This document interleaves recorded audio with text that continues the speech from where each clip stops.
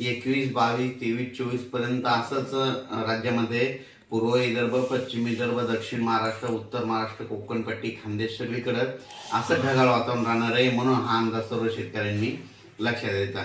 त्याच्यानंतर राज्यामध्ये काय होणार आहे, 27, 28, 29च्या दरम्यान राज्यात थोडं पावसाचं वातावरण तयार होणार आहे, म्हणून हा अंदाज लक्षात येतात. सांगायचं झालं तर मग ते पाऊस थोडंफार उत्तर महाराष्ट्राकडे देखील थेंब येण्याची शक्यता आहे, म्हणून हे देखील पूर्वकल्पना म्हणून अंदाज सर्व शेतकऱ्यांनी लक्ष द्यायचा. राज्यातल्या सर्व शेतकऱ्याला सांगू इच्छितो की हे ढगाळ वातावरण वेलवर्गीय पिकासाठी खूप चांगलं आहे. त्याच्यानंतर तुम्हाला एक सांगू इच्छितो की हरभऱ्याला फुलं लागण्यासाठी देखील खूप चांगलं वातावरण आहे, म्हणून हे देखील लक्षात घ्यायचं.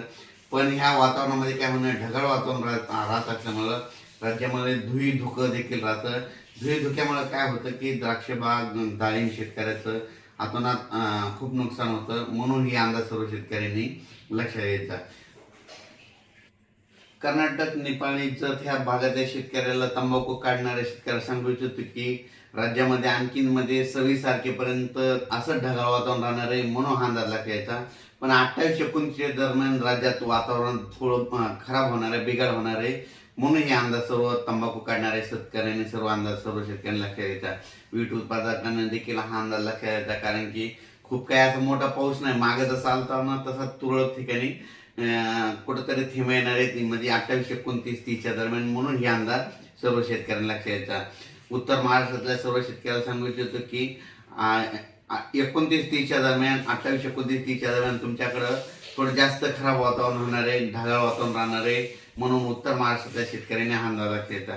मग हे वातावरण कशामुळे खराब होणार आहे त्याचा एक मला कल्पना देतो. काय झालं की वेस्टर्न डिस्टर्ब WD काय झालं, गुजरात, राजस्थान, पंजाब, हरियाणा, मध्य प्रदेश, उत्तर प्रदेश तिकडे काय होणार आहे आता ह्यामध्ये 26 ते 30 दरम्यान, म्हणजे जानेवारीच्या शेवटच्या आठवड्यात त्या 5-6 राज्यामध्ये काही ठिकाणी बर्फवारी होईल, कुठं गारपीट देखील होईल, कुठं मध्य प्रदेशमध्ये, राजस्थान, हरियाणा, पंजाब, उत्तर प्रदेश तिकडे गारपीट होईल. पण त्याचा असर काय होणार आहे महाराष्ट्राला, मग ढगाळ वातावरण राहील आणि तुरळक ठिकाणी मग क्वचित भागामध्ये कुठंतरी थेंब पडतील, म्हणून हा अंदाज सर्व शेतकऱ्यांनी पूर्वकल्पना म्हणून लक्षात यायचा.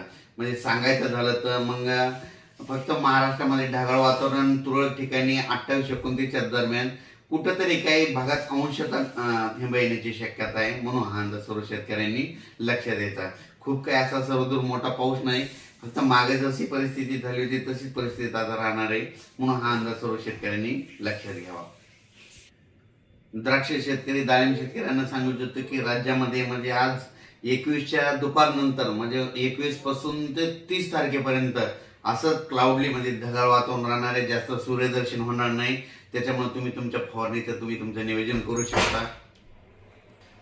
राज्यातल्या सर्व शेतकऱ्याला सांगू इच्छितो आज देखील उत्तर महाराष्ट्राकडे ढगाळ वातावरण राहणार आहे, पण ते ढगाळ वातावरण काय होईल, दुपारी 3-4च्या नंतर महाराष्ट्रात बऱ्याच भागात सगळीकडे असं ढगाळ वातावरण दिसेल. हे असं ढगाळ वातावरण हे जानेवारीच्या शेवटच्या आठवडाभर राहणार आहे, म्हणून हा अंदाज लक्षात येता. मग राज्यात मग 28, 29, 30च्या दरम्यान काय होणार आहे, थोडं आणखीन याच्यापेक्षा जास्त वातावरणात बदल होणार आहे. मग ते कुठं होणार आहे, नंदुरबार जिल्हा, धुळे जिल्हा, जळगाव जिल्हा, नाशिक जिल्हा, त्याच्यानंतर अहिल्यानगर, पुणे जिल्हा, कोकणपट्टी पूर्ण, त्याच्यानंतर सातारा, सांगली, सोलापूर, कोल्हापूर ह्या पट्ट्यामध्ये काय होणार आहे, मग थोडं जास्त ढगाळ वातावरण राहील आणि तुरळक ठिकाणी थेंब देखील 28, 29च्या दरम्यान त्या पट्ट्यामध्ये येतील, म्हणून हे अंदाज त्या